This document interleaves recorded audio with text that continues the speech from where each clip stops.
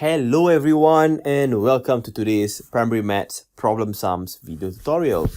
In this question, we discuss a difference unchanged problem sums.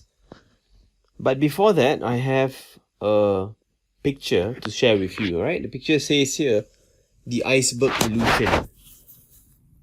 What is the iceberg illusion? You know, success is actually an iceberg. People often see that iceberg, right? But they don't know that there's a bigger chunk of ice beneath the iceberg. In order to build up that success that can be seen, all right, one needs to go through all of these things. Persistence. Persistence means never giving up. Sometimes you will fail, but you will have to learn from your failures. You have to also sacrifice, right, some of your playtime.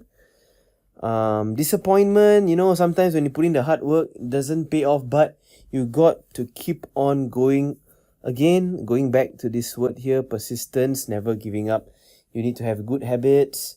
All right, how do you manage your time? You need to put in hard work, dedication. This is a part that most people don't see, but this is a very, very important part. All right, without this, it's going to be very hard to build this success iceberg here. All right, so if you want people to see your success, all right, many a times you need to do things that people may not be able to see or maybe praise you on. Okay, so things like hard work, dedication, and all these things. All right, now let's discuss these problem sums. Right, to do the problem sums, right, you need to really identify keywords. Okay, and from the keywords, you need to be able to also identify what is the best method, what is the best strategy to do this question. Okay, and in this question, there will be some keywords which I will explain to you. There were 850 paper clips in box A and 70 paper clips in box B. When an equal, this is a keyword here, when an equal number of paper clips were added into each box, the ratio of the number of paper clips in A to the number of paper clips in B became 5:1. How many paper clips were added into both boxes? Now, when we see these keywords, all right, number one,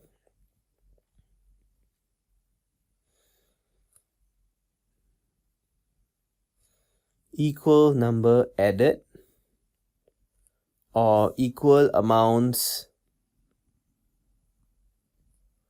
equal amounts spent,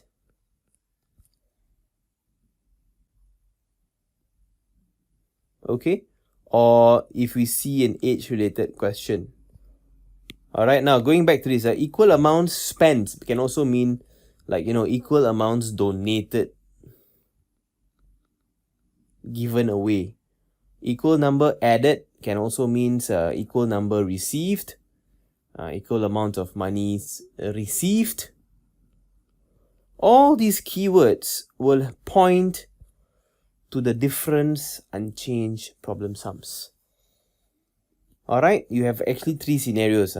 So basically, this is scenario 1, this one here, scenario 2, and age-related questions, scenario 3. So in these three cases, you need to take note that we are dealing with a difference unchanged problem sums. Okay, now why is that so? Now just imagine this. Let's say Coach Irfan has $100. Coach Irfan. Okay, and Coach Irfan's daughter has $250. What will be the difference between our monies? It will be $150, right? Simple 250 minus 100, that's $150. Now let's say we both add a certain amount of money and this amount of money is equal for us, okay? So let's say I add $50, or somebody given me $50, or I received $50. My daughter also received $50. Then my amount will go up to 150. Daughters will go up to 300. See, the difference between these two is still the same. 150 is still the difference. Why? Because we are receiving equal amounts. It also works when you give away equal amounts, also works for age-related questions. Remember the 3 scenarios here. Okay, remember that. Now, going back to this example, let's see how to tackle this problem, okay? Alright, so I know that this is a difference unchanged question from these keywords. Equal number of paper clips added into each box.